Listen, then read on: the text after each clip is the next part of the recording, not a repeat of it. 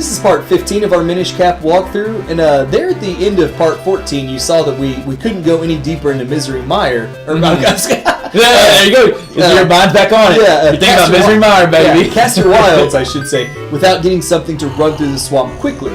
So we're about to kick off our quest to get the Pegasus boots. Which is it's not a long quest, but it's a little bit of a long quest. I feel like it could be shorter, but we. I like how I say it's not a long quest, but it's a little bit of a long quest. I kind of should use a different word there, but you kind of get my point. We make it artificially long though, because we do a few side things. Yeah, we do. While we're in the middle of it.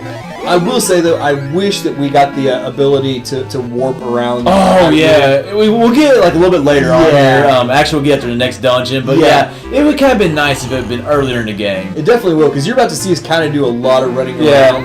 Well, that was kind of what it was a pain about the Kinstone fusions. Like before we could warp, we don't get a lot of them. We get some of them, but like. They put these Kinstone fusions and like the reward from them like all over the place. Definitely. And you'll see like in this part and the next couple parts. I mean, we do a lot of wandering like all over Hyrule Town, all over Hyrule. Period. So if we sound a little bored or we get on side topics, this is not red. This is not a boring part at all. Actually, this one's not bad. No, what's the thing about this game is like in handhelds in general, like there are some boring parts like in the 3D and the longer games. Definitely. But these handheld games, like something's really always going on because the map is not really that big. It isn't. And like everything from that second dungeon to the third dungeon, there's a lot of side. You're always getting side. I feel like we're never wandering aimlessly, thankfully. And these are not all side quests you have to do, but obviously we're trying to do I put in quotes, trying to do a 100% walkthrough. So I mean, we're trying to get everything and trying to get them as fast as we can, really. Yeah. But now basically, the Picori or the Minish, whatever you want to call them, told us that they're the ones who make all the shoes. It's the name of the game, so we'll stick with it. Good call. They're the ones who make all the shoes for this guy. But while he's sleeping. While he's sleeping, he's like, I don't understand, but I actually do shoes, or that actually might come later on. He talks about doing shoes in his sleep, actually. Which is so and it's like, the Minish that are doing it, so. So we have to find a way to wake him up, though, so we can get the shoes from him. Yeah. So. Man, these little snakes right here, I mean, when the enemies that resolve from Kinstone fusions are almost impossible. They're not possible, obviously, but they are tough. That was worth it, because I think we got, I don't know how many rupees, but we got a lot. Well, I think normally they're good for 100, but we only needed 60-something to fill up, because you get the big green rupee, I think is good for 100, if I'm not mistaken. I think we actually might not have big enough wall, which actually we get a wall, I think maybe in 2 parts. One or two from now. We get 2 wall upgrades. It's not, I think it's not the next part, but 2 parts from now. Yeah, but now that we're at 300 rupees, though, we can go ahead and buy the Boomerang. Which is a nice investment to make here. The earlier you buy these weapons, the better. It's really not that good. Like, it's not like the Link's Awakening Boomerang. Oh my God. I wish every handheld... Actually, I wish every Zelda game was like the Link's Awakening Boomerang. Most overpowered weapon ever. I mean, yeah, it's worth it to get this early. Did I use it that much? No. There is an upgrade for it later on. There is. But I didn't use it that much throughout the game. But you know what? It's good to have it. You don't want to have that missing space, like ion space. Yeah. On your Plus, I mean, at the end of the day, 300 rupees isn't that much, especially once we get the bigger wallets. Yeah. But plus, right now, it's our only ranged weapon. We don't have the bow yet. And actually, I don't like to give out too many glitches, but if you go back to Link's house, you can keep on going in and out of that, and you can get 20 rupee every time. I bet that takes a while to have. So there's a glitch in the game to get 20 rupees pretty quickly, so. Imagine that a glitch in a video game. yeah, exactly. It's a Zelda game nonetheless. But yeah, it's nice to get the Boomerang, and actually, you kind of mentioned the upgrade, and we'll obviously talk about that more later when we get the actual upgrade. Many That's way down the road, But it actually lets you steer it after you throw it, which is cool. I think the Oracle games might did that, if I'm correct. You definitely couldn't do it in Link's Awakening, but I think the Oracle games you could actually control the Boomerang. Yeah. But you're playing through those right now, so you might not know that. No, not yet. I think that was our third heart piece now. And actually what I was doing right there, I wanted to give everybody a view of the waterfall. Because I think that waterfall, like if you go outside that door, that waterfall is probably one of the most scenic scenes in this whole game. So like that's what I was doing right there, going outside, giving our viewers a little glimpse of this beautiful, absolutely gorgeous, sensational waterfall. Hey, we like nice scenery in Zelda games. We will not deny it. So if we weren't recording, we do like a live scenic routes. Yes, I guess you could say. Definitely. And I mean, poor Link, he's working on this huge mission. He's got to stop and enjoy the sights every now and then. Exactly. Well, I mean, we don't have our, we can't warp yet. We don't have our Pegasus boots yet. We will have them here shortly. Soon, but, man, it does feel like it takes forever to get over Hyrule right now. It does. As I just said in the beginning, it doesn't take us that long to get places. Now, here's what's kind of annoying. Like, right now you see us using these bombs to blow up these boulders.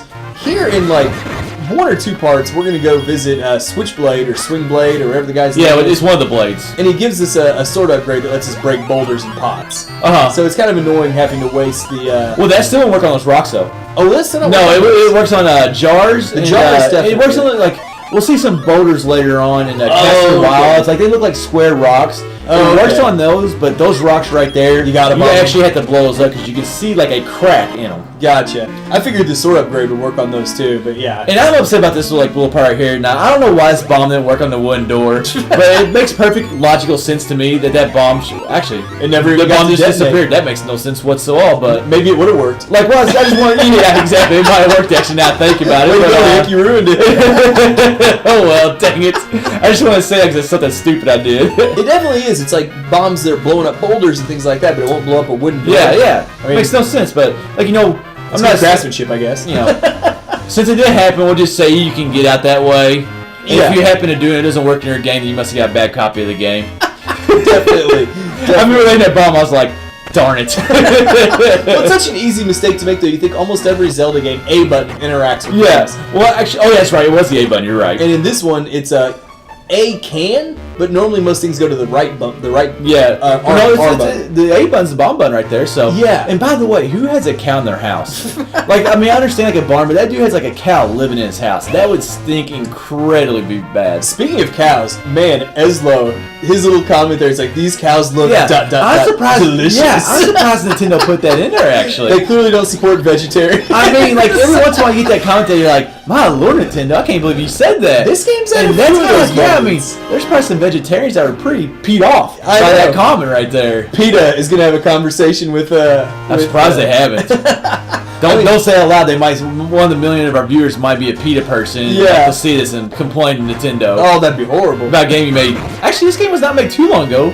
Actually, I don't know the release date on this game. Me neither. Well. It's been a little while. It's not the point, I guess. No, it's not important. But it's just a really funny comment by Eslo that just seems so inappropriate. I liked it. I really did like it. I laughed my butt off at it. It was funny. Yeah, it seemed a hair inappropriate for Nintendo. Yeah. I just like they were able actually to make it into Lon Lon Ranch because we've kind of been going by that place. We have. You know, the whole beginning of the game and like never really been able to do anything with it at all. No, and we'll now use as a shortcut anytime we need to get to like Lake Hylia on the right hand side.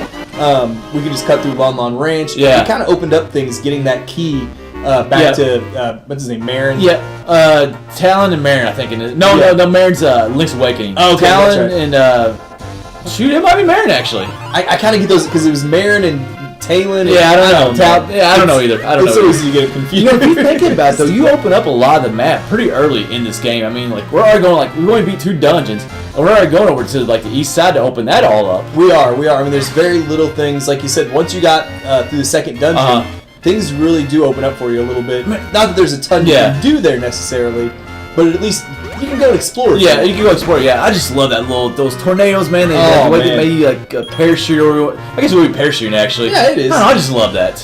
And it was like you're slowly going over to that water that you know you can't not swim through. It was kind of cool, like when you're doing it on Mount Cornell, but once you're doing it in this other area, like actually out in the more scenic area than Mount Cornell, it does look cool. Well, you're kind of going. Well, actually, I guess in the Cave of Flames, we actually flew pretty far in some areas, but in the lava room, Yes, exactly. Never mind, I was way off earlier. I thought I said that was our third piece of heart. That was only our first. Oh, was it? I was not even honestly keeping track. I was way off. I just read the dialogue there that popped up. I was way off. That's fine. Not the first time I'm gonna be off this game. No, I wasn't even paying attention to it.